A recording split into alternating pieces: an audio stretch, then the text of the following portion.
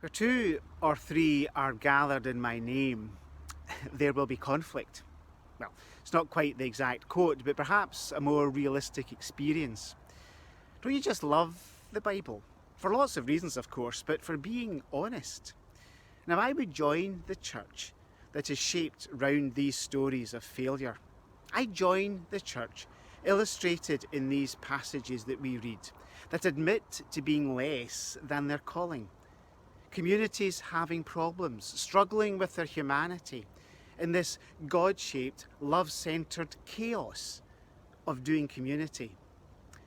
Let's rewind a tad and see where this passage has come from, and then why it might be life for us today.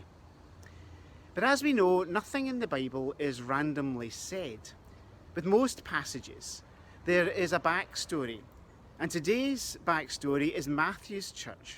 Matthew, the gospel writer's faith community, was having problems. This was a wee church in Antioch where they were growing away from their old identity as Jews and moving into what was becoming known as Christianity. It was quite an existential moment. Perhaps we are sensitive to that today, for we are having our own existential crisis, wondering who we are and what we're becoming. So Matthew's community didn't find it easy. I certainly hope they didn't, because it meant something to be Jew and it meant something to be Christian. And changing from one to the other must have hurt, unless it meant nothing. But hardly had the church begun when it was falling out with itself. Oh joy. It's actually such a relief to say that. I don't know if you've ever watched the TV sitcom Cheers. I don't remember much because I was so young, of course, except the theme tune and the lines that say, "Making your way in the world today takes everything you've got. Taking a break from all your worries sure would help a lot. Wouldn't you like to get away? Sometimes you want to go where everybody knows your name." Not sure a bar in the church basement would be everyone's cup of tea, though under coronavirus regulations at the moment we might be allowed more folk than we can in the church. However, it is the sentiment, the idea of being community. Matthew's church was finding it wasn't as simple as that. And they've remembered this story from Jesus' life because it spoke directly into their situation. That's why it's there. These gospel writers aren't historians, and they aren't journalists who are simply reporting stuff that happened. They have a purpose why what is remembered is remembered. Matthew's community was struggling. But what we have is not some program of restoration here, but what is being encouraged is, if you read between the lines, an honest dialogue that speaks out against behaviour and decisions that harm others. It illustrates how we make room and hear and walk alongside those who are being disempowered, who are coming worse off, who are being made vulnerable, and for the whole community to notice and hear. It's a lesson for way beyond the church in the world. If we are rebuilding communities and economies and neighbourhoods, exploring what it means to be who we are now, it is these insights and lessons we're invited to hear. But, and here is the grace-filled beauty of this passage, if the offender refuses to listen even to the church, let such a one be to you as a Gentile and a tax collector. So it reads, Jesus says. Not the most welcoming verse, and a dangerous verse taken out of context. But who was it Jesus welcomed first into the kingdom? Who he called down from trees, fed at tables? Yes, Gentiles and tax collectors. One of the Bible's beautiful ironies. Don't you love the Bible? Because even when it tries to be divisive, it stumbles into grace and compassion and love. So in our time, in this version of wondering who we are and the fallout of COVID and our divided communities, read the Bible story and you can't help but fall into grace and hope and a generous and gracious model for where 2 or 3 are gathered, doing community. 2 or 3 is enough to fall out with each other. It takes only 2 or 3 points of view, 2 or 3 prejudices,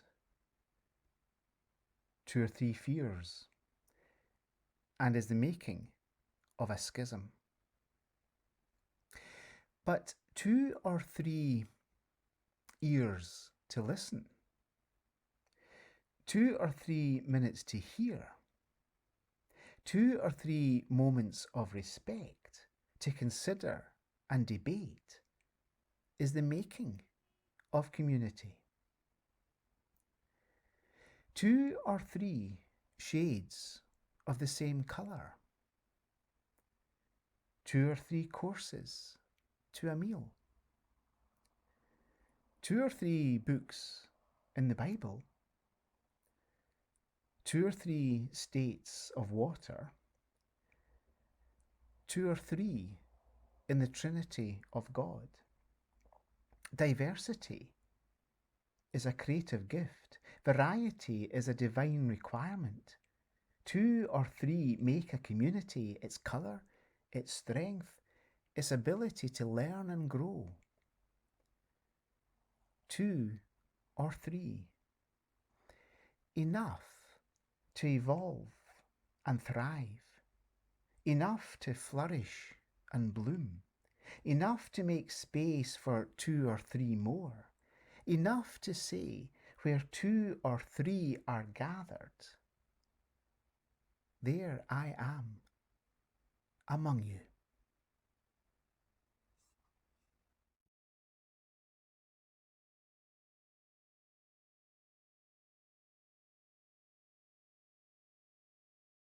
Let us come together once again in prayer. Let us pray. Loving God, we are and never will be perfect. Fallouts and disagreements are a commonplace in all walks of life between family, friends, colleagues, and even strangers. However, you ask us to let go of the anger, resentment, and bitterness this can cause over time. Today, may we find a way to forgive, to move forward and release those emotions that hold us back from following you.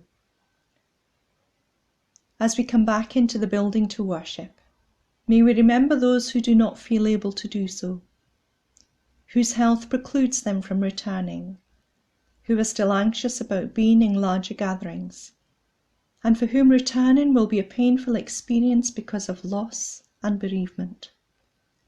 May we continue to support everyone in all situations and give them the time and space to be with you just where they are.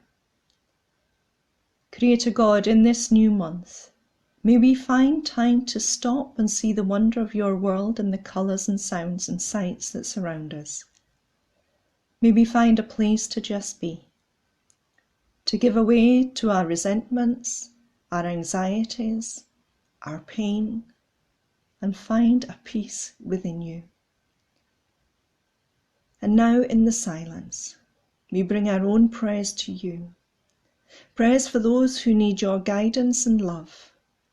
In the silence, hear us.